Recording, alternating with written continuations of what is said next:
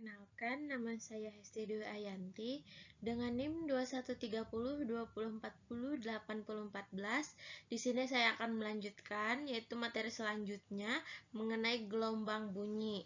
Nah, yang pertama bisa kita lihat di Selanjutnya kita masuk ke gelombang bunyi. Nah, gelombang bunyi ini ada dua, gelombang bunyi mekanik dan gelombang bunyi elektromagnetik. Gelombang bunyi mekanik itu adalah gelombang bunyi yang membutuhkan medium untuk media perambatannya. Sedangkan yang elektromagnetik itu adalah gelombang bunyi yang tidak memerlukan medium untuk perambatannya. Nah, kita bisa lihat di sini. Ada juga gelombang bunyi itu adalah gelombang yang merambat melalui medium tertentu. Nah, gelombang bunyi juga merupakan gelombang mekanik yang digolongkan sebagai gelombang longitudinal. Nah, gelombang longitudinal ini media rambatnya melalui zat padat, gas, dan cair. Nah, lalu kita masuk ke klasifikasi gelombang bunyinya. Nah, suatu bunyi itu dapat didengar karena dia memiliki tiga hal. Yang pertama yaitu adanya sumber bunyi, yang kedua adanya medium merambat bunyi, dan yang ketiga itu frekuensinya yang berada antara 20 Hz sampai 20.000 Hz atau yang biasa disebut dengan audiosonik. Tidak hanya manusia, hewan di seluruh bumi, di muka bumi ini juga dapat mendengar bunyi. Nah, berdasarkan frekuensinya ini, gelombang bunyi diklasifikasikan lagi menjadi sebagai berikut. Infrasonik itu bisa kita ketahui bunyi yang memiliki frekuensi kurang dari 20 Hz, di mana bunyi ini hanya dapat didengar oleh hewan seperti jangkrik, laba-laba, gajah, dan juga lumba-lumba. Dan audiosonik ini bunyi yang memiliki frekuensi 20 Hz sampai 20.000 Hz, di mana bunyi ini dapat didengar oleh manusia.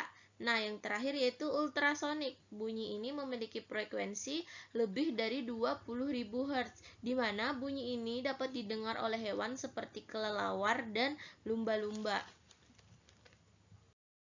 Nah, penjalaran dan laju bunyi.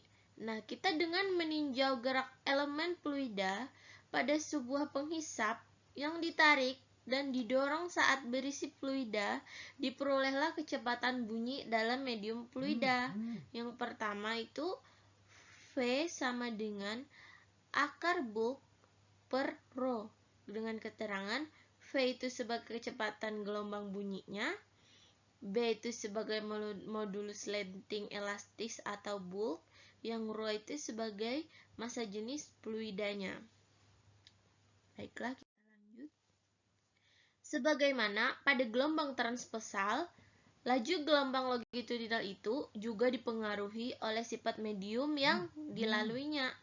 Nah, faktor-faktor yang mempengaruhi cepat rambat bunyi itu diantaranya adalah kerapatan partikel medium yang dilalui oleh bunyi tersebut. Nah, semakin rapat susunan partikel medium, maka semakin cepat bunyi tersebut merambat, sehingga bunyi merambat paling cepat pada zat padat. Nah, suhu mediumnya di mana semakin panas suhu medium yang dilalui, maka semakin cepat bunyi merambat. Sedangkan perambatan bunyi itu ada pada zat padat, gas, cair, dan udara. Baiklah. Nah, dapat dilihat di sini ini merupakan rumus-rumus pada cepat rambat. Di sini ada rumus cepat rambat pada zat padat, ada yang pada udara, nah, dan juga ada yang paling cair. Untuk pada yang zat padat, E besar itu disimbolkan sebagai modulus Young, zat padat dengan satuan Newton per meter persegi. Sedangkan Q ini massa jenis zat padat kilogram per meter kubik.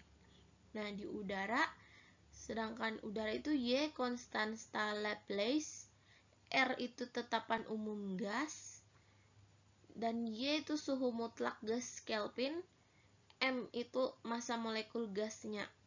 Sedangkan untuk yang cair, B itu modulus bulk, Q itu massa jenis cair.